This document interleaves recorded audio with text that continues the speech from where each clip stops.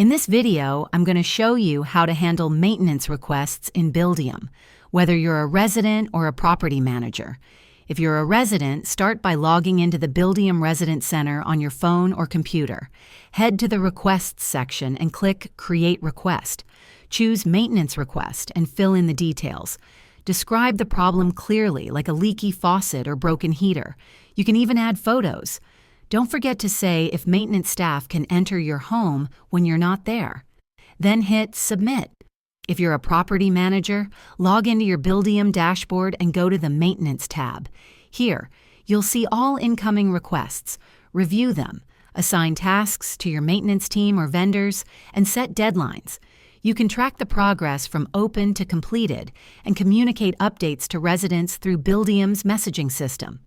This simple process keeps things organized and helps get repairs done faster.